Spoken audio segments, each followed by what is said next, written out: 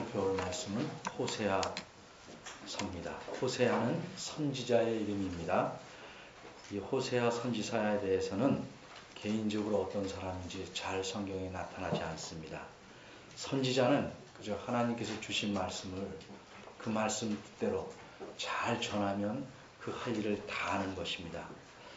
이 선지자는 북쪽에 있는 나라에 하나님 말씀을 전한 사람입니다.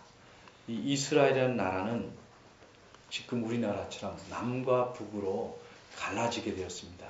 솔로몬이라는 유명한 왕 다음에 나라가 둘로 나눠졌는데, 남쪽 왕국은 모두 지파, 그러니까 가문이 크게 족속이 12이었는데 두 지파만 남쪽 왕국에 남고 나머지 대부분의 지파, 10지파는 북쪽 왕국에 속하게 됐습니다.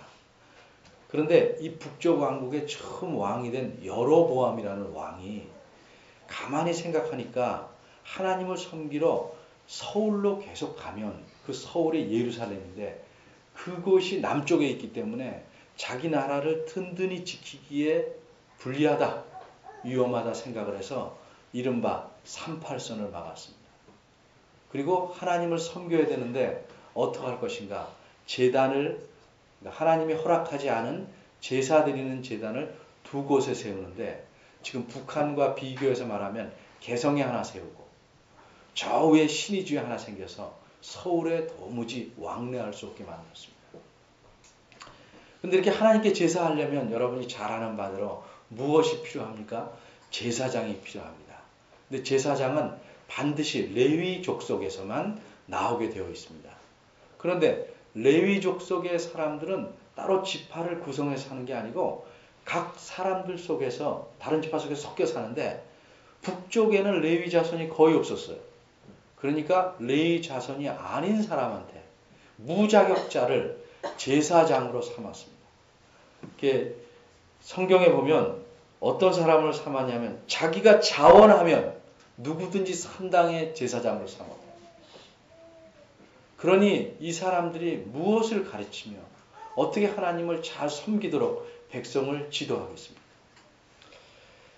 자, 이래서 이 북왕국은 시작하자마자 망하는 길로 시달리는 걸음을 걷게 된 것입니다. 그런데 우리는 망하다는 것을 그렇게 쉽게 볼 수가 없습니다. 저 사람이 좋은지 나쁜지는 사귀어보고 아는 것처럼 겉모습에 대부분 현혹되기 때문에, 첫 인상에 속기 때문에 다 좋게 볼 수 있습니다. 이 여로보암이라는 왕이 이제 다스리다가 죽고 왕이 계속 이어지다가 이 호세아 선지자가 일할 때쯤에는 여로보암 2세, 그러니까 옛날에 위대한 왕의 이름을 따서 자기를 여로보암 2세다, 두 번째 여로보암이다 하는 왕이 있게 되는데, 이 왕은 북왕국 이스라엘의 왕 중에서 가장 그 나라를 부유케 만들고 강성하게 만드는, 나라를 잘되게 만든 왕입니다. 이 왕이 40년을 통치했습니다. 이 왕의 시대에 하나님께서 호세아 선지자를 통해서 북왕국에 가서 하나님의 말씀을 전하게 했습니다. 오늘 본문의 첫 말씀이 하나님의 탄식으로 시작됩니다. 내 백성이 망하였도다, 이렇게 말합니다. 내 백성이 망하는도다가 아니고 망하였도다. 분명히 나라는 경제적으로 번성하고 사람들은 부유하게 살고 잘 먹고 잘 살고 번창하는데, 하나님 말씀은 정반대입니다. 내 백성이, 이 나라가 망했다, 이렇게 말합니다. 이때 망했다는 말은 경제적으로 문제가 생겼다거나 나라의 살림이 쪼달린다는 말 아닐 것입니다. 예를 간단하게 들면, 내가 키운 자식이 세상에서 볼 때는 높은 지위, 그리고 돈도 많이 벌고 그러는데, 이 부모는 이 자식이 망했다, 이 망한 자식이라, 잘못 키웠다 후회하고 있어요.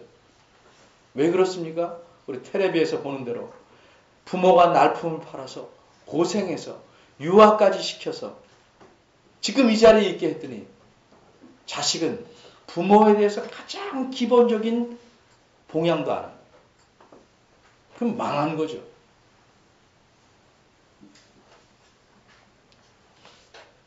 바로 이런 의미입니다. 이 나라가 내 백성이 망했다 하는 얘기는 이 사람들이 하나님의 백성으로서 하나님을 잘 섬겨야 되는데 그러지 않는다는 거죠.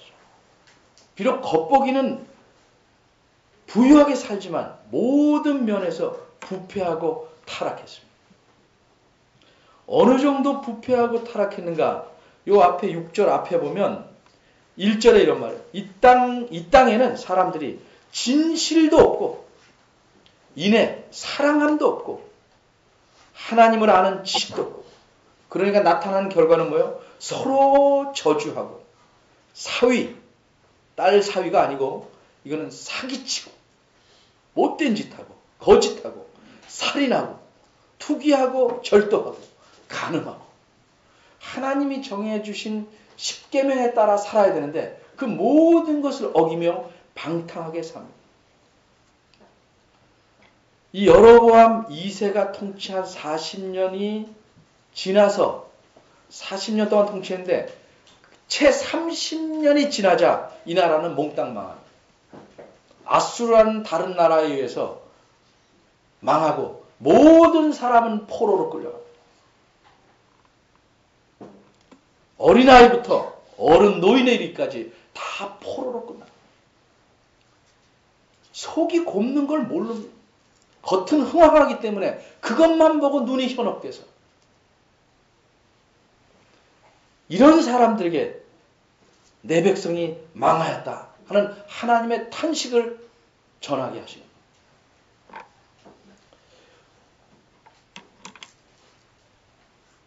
왜 망했을까? 이 망한 원인이 뭘까?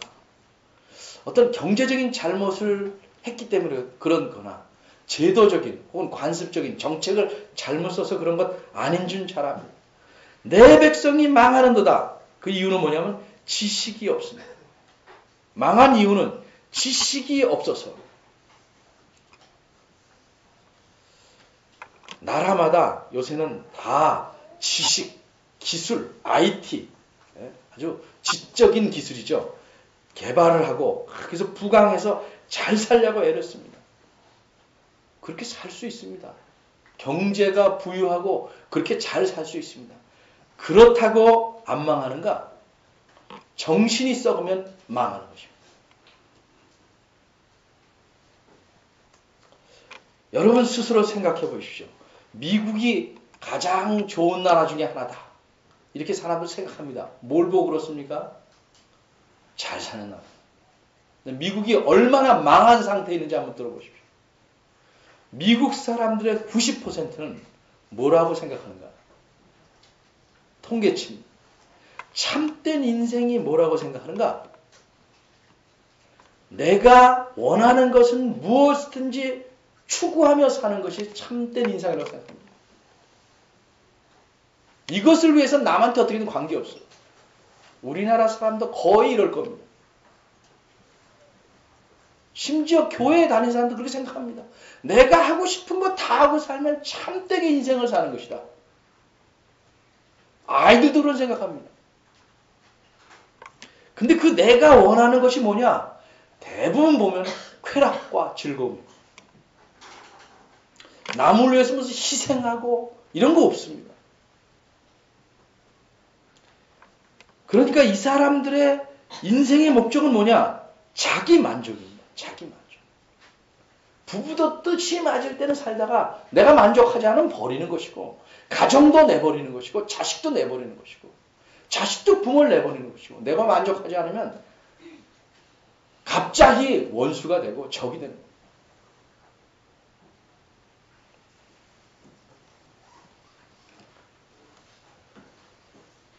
그런데 경제적으로 부유하다고 그게 바른 나라입니까? 이미 망한 나라. 우리나라 사람들 대부분 이런 생각하고 있기 때문에 속으로 골물대로 곱는 것입니다. 그런 현상은 주변에 잘 나타납니다. 부패하고 타락하면 세 가지 요소가 항상 문제가 생깁니다. 첫째는 차별이 심합니다. 사람이 평등해야 되는데 차별이 너무 심합니다. 성차별, 학벌의 차별, 지위의 차별, 인간의 기본적인 경력에 따라 월급을 적게 주면 아니야. 이걸 차별이라고 말하는 것이 아니고 본질적인 차별을. 남을 존중하는 범위 내에서 자유로워야 되는데 억압이 심합니다. 자유라고 하면서 자기 하고 싶은 것만 합니다. 그건 이미 자유가 아닙니다. 남을 섬기는 박애 정신이 전혀 없습니다. 나만 움켜쥐면 됩니다. 제가 늘 강조하는데도 짐승의 삶을 삽니다. 자기만 하는 짐승의 삶. 잘해야 자기 가족만 챙기는. 그런데 그것도 문제가 생기면 버리는 짐승의 삶을 삽니다. 그런데 여기서 말하는 내 백성이 망한 원인은 지식이 없기 때문에 그 지식이라는 말이 그냥 지식을 말하는 것 아닙니다. 여기 원문에는 그 지식이 없다. 그 지식. 그게 뭐냐 하면 앞에서 나온 거예요. 4장 1절에 하나님을 아는 지식. 다른 일반 지식 말하는 게 아니고 그 지식. 하나님을 아는 지식. 그게 없으면 사람은 망합니다. 아무리 잘 살아도 망합니다. 아무리 잘 배워도 망합니다. 아무리 잘생기고 아무리 건강하고 아무리 훌륭한 것 같이 보여도 망합니다. 하나님을 아는 지식이 있어야 하나님과 관계를 맺고 바르게 맺고 그분을 섬기고 그분의 뜻대로 행하고 그래서 내 삶의 절제를 합니다. 하나님 뜻을 추구하면서 삽니다. 그게 없으면 내 마음대로 삽니다.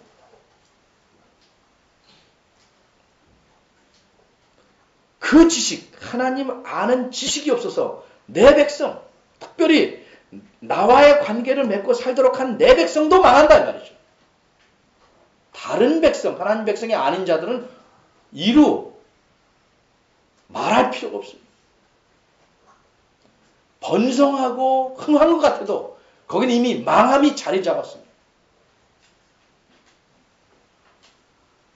그럼 이렇게 그 지식, 하나님을 아는 지식이 없는 이유가 무엇인가? 그 다음 말씀합니다. 내가, 내 백성 전체를 가리키는 말입니다. 내가 지식을, 그 지식을 버렸기 때문이다. 내가 그 지식을 버렸기 때문이다. 이 버렸다는 말은 잊어버렸다 혹은 소중하게 여기는데 어떻게 잘못해서 실수로 잃어버렸다 정도의 의미가 아니고 그 지식을 거절했다는 말. 거부했다. 그 지식을 알고도 그대로 행하기를 거절했다. 그대로 살기를 거부했다. 지식에는 크게 두 가지가 있어요. 이론적 지식. 이건 돈 버는 데 필요하죠. 이론적 지식.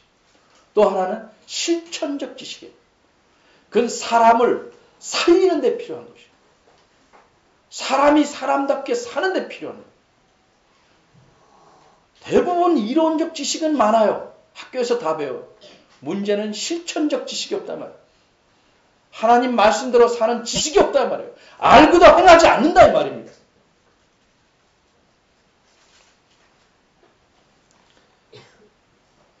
그 지식을 거절하고 거부하면 개인도 망합니다. 당장 안 망하는 것 같죠. 자식 때에 가보십시오. 그 다음에 손자 때에 가보십시오. 3대만 지나면 망한 게 확연히 드러납니다.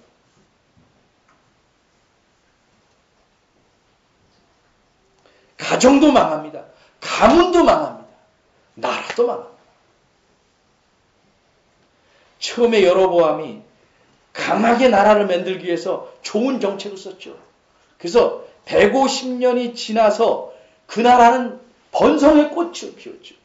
무려 30년이 채 안 지나서 다 망하고 막. 북왕국 이스라엘이라는 나라는 현재 역사상에 없습니다. 지금 이스라엘의 나라는 이름을 갖춘데 거기 남아있는 사람들은 지파로 말하면 유다 지파입니다. 유다 지파. 그래서 유대인들이라고 그런 겁니다. 나머지 10지파는 없어요.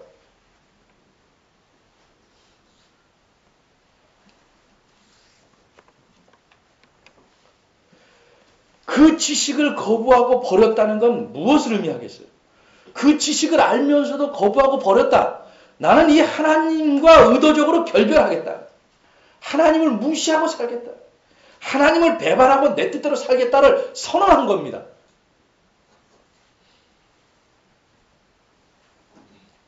이렇게 사는 사람들에 대해서 하나님은 어떻게 하실까? 어떻게 하시는가?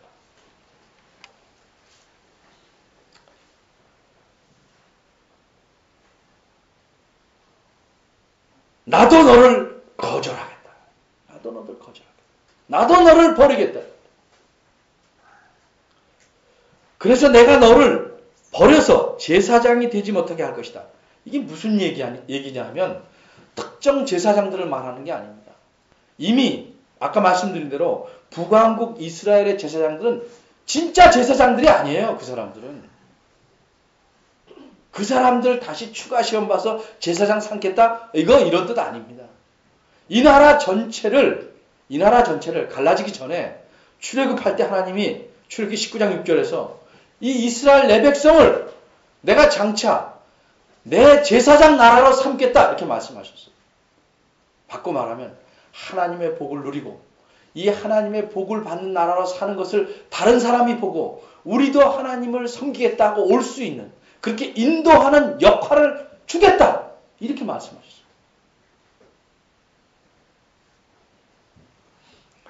근데 그 제사장 나라가 되는 복을 이제는 멈추겠다.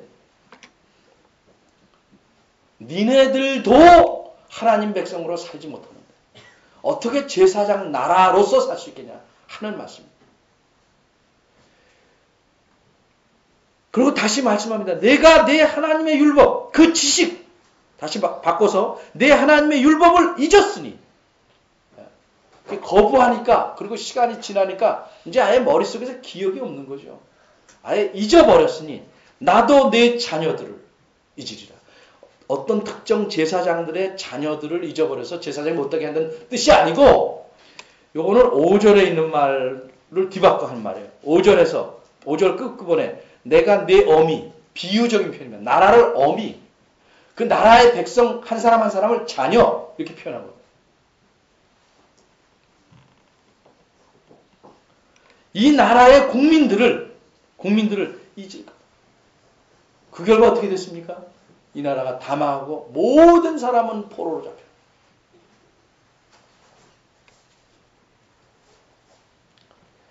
하나님의 말씀을 거절하고 아예 싹 무시하고 머릿속에서 지우고 산다. 사람들은 참 희한해요. 영화도 그런 거 있고 뭐 유머에도 그런 말 있지만 지우개를 하나 딱 갖고 있어가지고 지울 거 안 지울 거 선택합니다. 속에 쌓인 원한, 분노는 절대 안 지웁니다. 하나님의 말씀, 바르게 살려는 권고 이런 건 다 지우고.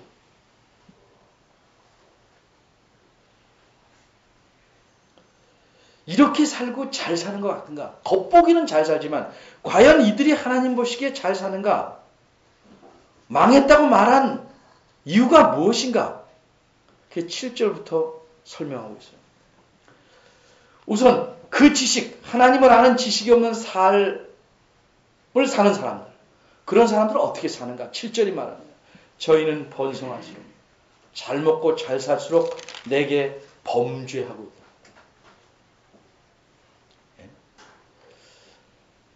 전에 있던 교회들도 보면 하나님께 하나님 뭘 주십시오, 뭘 주십시오. 기도할 수 있죠. 그래서 하나님의 은혜로 집도 마련하고 재정이 넉넉해져요. 그러면 어려울 때 생각하고 남을 돕고 검소하게 사는 게 아니고 자기 배 부르다고 교만해지고 더 큰 집 바라고 산다. 점점 번성할수록 하나님께 죄를 짓고 사는 거예요.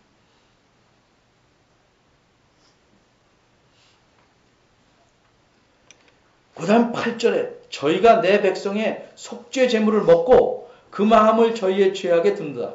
여기는 두 가지의 해석이 가능해요. 둘 중에 어떤 것을 해석해도 큰데 문제는 없지만 우선 나눠서 생각해 볼 필요가 있어요. 여러분들이 혹시 이 말씀을 통해서 다른 책을 보거나 그러면 둘 중에 하나로 설명하기 때문에 혹 차이가 있는 것을 알아두는 것이 좋을 것 같아요. 첫째는 얼핏 봐서 내 백성이 속죄 제물을 먹는다. 그러니까 이건 특별히 제사장들에 대해서 말하는 것 같이 보여요. 제사장들은 어떤 일을 하냐면 백성들이 죄를 지면 용서를 해 주십시오 해서 제사를 드립니다. 그럼 그 제사 드린 고기를 먹습니다. 고기의 부분을 먹습니다. 먹게 돼 있는데 문제는 이걸 자꾸 먹으니까 좋은 고기를 더 많이 얻기 위해서 백성들이 죄를 많이 짓길 원하는 거예요. 정말 나쁜 사람이죠. 요새식으로 말하면 교인들이 많이 느는 걸 왜 바라냐는 거죠. 참 하나님 믿고 하나님을 잘 섬기기 위해서 바라는 게 아니고 목사가 그렇게 해야 사례가 올라가고 그렇게 해야 돈이 많이 버니까 원한다면 악한 거죠. 왜 여러분들이 자녀를 많이 낳으려고 혹 하십니까? 이렇게 많이 낳으면 이 다음에 여러 명 딱 켜놓으면 이 다음에 내가 호의호식하겠다. 그건 나쁜 부모죠. 자녀는 마땅히 부모를 봉양하게 됐지만 그걸 기대하고 키우는 것은 옳은 태도가 아니라는 거죠.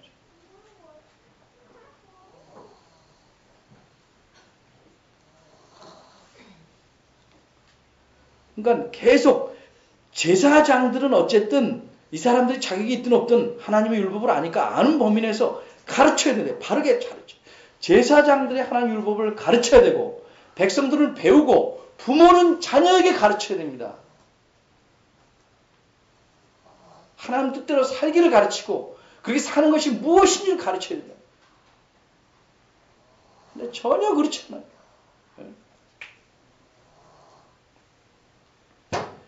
그러니까 그 죄를 많이 져서 가져오는 재물의 고기만 탐내고 있다.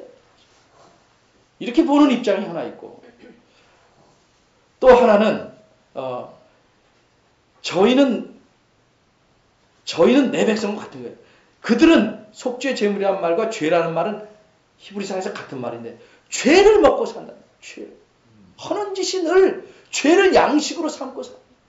그리고 그 마음은 늘 죄 짓는 데가 있다. 늘 어떻게 하면 죄 질까? 어떻게 하면 쾌락을 즐길까? 어떻게 하면 즐거움을 찾을까? 남을 등쳐먹을까? 그 뺏어먹는 재미가 꽤 있잖아요. 저도 집에서 가끔 애들 거, 부인 거 뺏어먹으면 재밌어요. 남의 거 뺏어먹으면 얼마나 재밌겠어요. 자꾸 그런 거에 마음을 치중하고 온통 하나님에 관한 지식을, 하나님에 대한 지식을 버려서 하나님과 관계를 끊고 사는 사람들, 형식적으로 관계를 맺고 사는 사람들은 이런 삶을 살 수밖에 없어요. 그 삶의 중심이 무엇이냐? 결정적일 때 항상 드러나죠.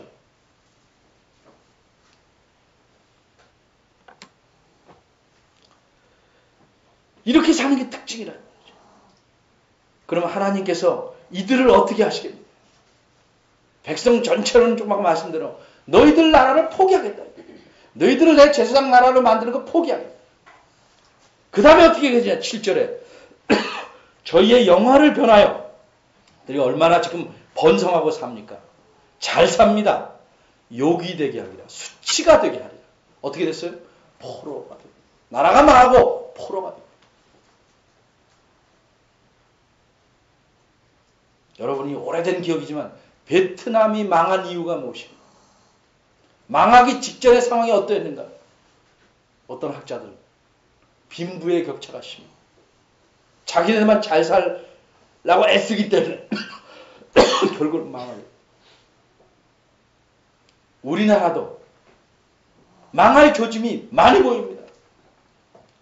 박정희 때 이런 말 했으면 바로 다음 주 설교 못하겠지만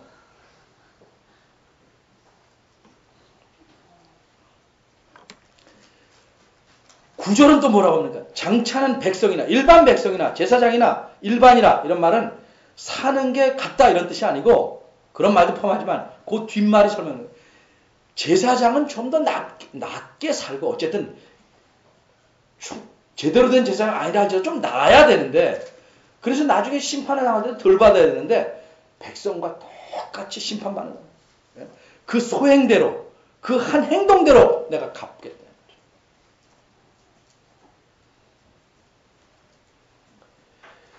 망하기 전까지는 어떻게 사는가?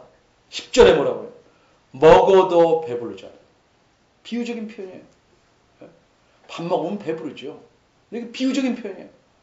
재산을 위해서 사는 사람들은 모으면 어떻게 돼요? 절대 그걸로 만족하는 사람이 없어요. 더 큰 걸 원해요. 그걸 가지고 만족하는 사람은 그 모으는 목적이 뚜렷하게 뭐가 있어요. 하나님 위해서 쓴다든가 남을 위해서 쓴다든가 그러니까 만족하는 것이지 자기 만족을 위해서 모으는 사람은 결코 만족할 수 없어요.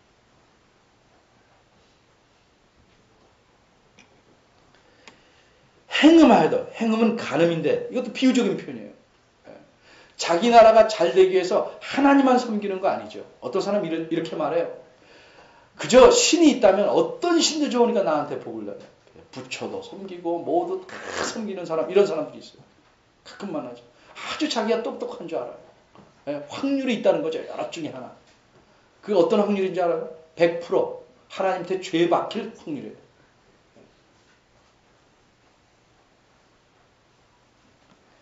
산당에 가서 행음을 어떻게 하냐면 그 이방 종교를 섬기는데 그 사람들은 사제, 여자 사제들과 간음하게 합니다. 축제의 날 모여서 남자들이 그 여자 사제들과 행음하고 여자들은 남자 사제들과 행음하고 그래서 그런 육체적 쾌락을 가지고 무슨 종교의 환희에 오른 것처럼 얘기합니다. 그렇게 해서 그 신에게 복을 받라고 얘기합니다. 그렇게 해봤자 수요가 더하겠냐. 점점 줄어들고 니네 망한다 하는 거죠. 여호와를 쫓기를 하나님을 따라가기를 그치면 무슨 방법을 써도 백약이 무효예요. 특별히 하나님의 백성은 그렇습니다. 여호와 쫓기를 그쳤기 때문에 너희는 망할 수밖에 없다. 내 심판을 받을 수밖에 없다. 이런 말씀입니다. 여기서 여호와를 쫓는다는 말은 단순히 따라간다는 게 아니고 여기서 쓰인 말은 여호와의 말씀을 지켜서 그분을 바로 섬기는 걸 의미합니다.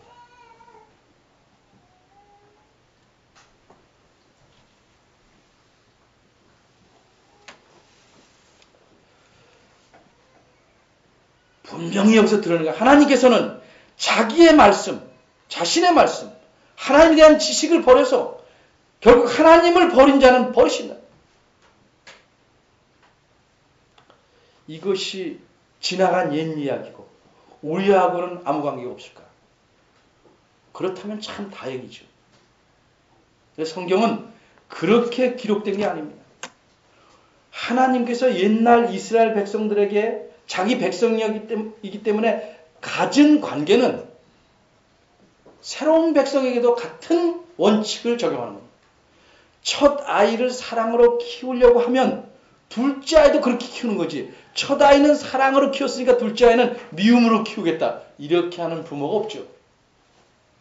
하나님이 가진 뜻, 원칙은 늘 자기 백성에게 동일합니다. 신약 성경은 이렇게 말합니다. 베드로전서 2장 9절에 교회를 가리켜 예수 믿는 자들을 가리켜 너희는 택하신 족속이요 왕같은 제사장이요 거룩한 나라요 그의 소유된 백성이다. 구약에 쓰였던 말을 그대로 갖다 씁니다. 하나님 백성 삼은 자에게 하나님이 뜻을 주시고 그 율법을 주시고 말씀을 주시고 그 말씀대로 살기를 원하십니다. 그렇게 살기를 거부하고 거절하면 그 운명은 역시 마찬가지입니다.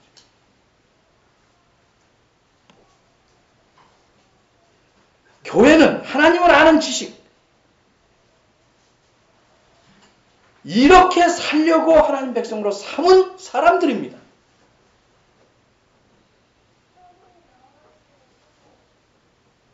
조금 아까 말씀드린 구절의 다음 구절 10절에서 너희가 전에는 교회를 향해서 말해요. 하나님 백성이 아니더니 이스라엘 백성, 구약 백성 아니라 이 말이죠. 민족적으로 그렇지 않다 이 말이에요. 이제는 하나님의 백성이요 전에는 긍휼을 얻지 못하더니 이제는 긍휼을 얻은 자니 이제는 하나님 백성 삼아서 나를 알고 나와 바른 관계를 맺고 살도록 하셨다. 그리고 우리를 통해서 다른 사람들이 하나님을 믿을 만하다. 하나님 섬겨야겠다 하고 나오도록 우리를 세우신 것이다.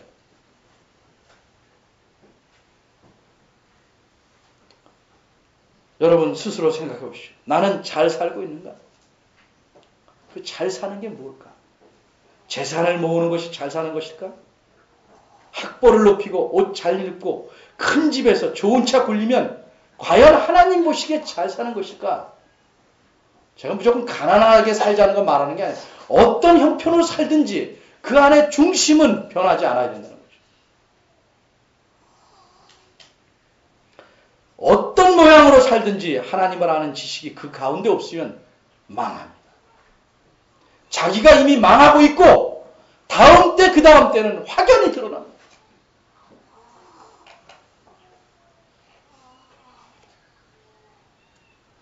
이스라엘 역사를 보십시오. 이것을 보고 깨닫지 못한 남쪽 지파는 그 뒤에 이스라엘이 망한 150년 뒤에 똑같이 망해서 포로로 끌려가요. 이 역사를 갖고 있는 이스라엘도 예수님이 오시자 그분을 믿지 않고 또 거절해요. 그래서 주후 70년에 로마에 의해서 폭삭망하고 맙니다. 그리고 무려 1900년이나 나라 없이 살다가 1948년에 지금에 있는 팔레스타인의 나라를 겨우 세웠습니다. 포로를 당하고 남의 나라로 잡혀가면 그 최후가 얼마나 비참한지 아십니까?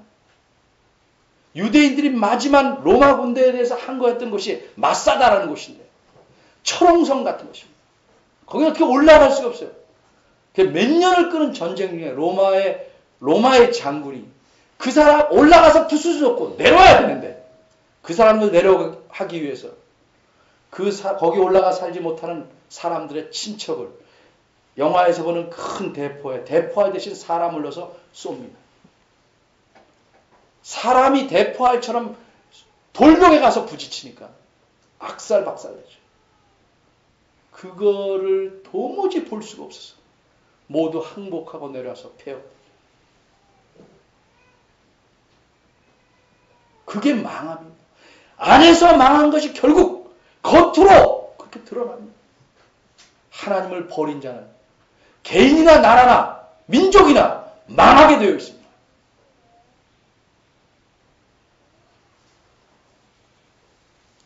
이런 역사를 쭉 보고 여러분 무엇을 생각해야 되겠습니까?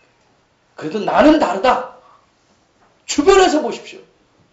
하나님을 바로 섬기지 않다가 망한 자들이 그렇게 망해야 겨우 영원이나 건지는 사람들이 털어 있다 이 말이죠. 많지요.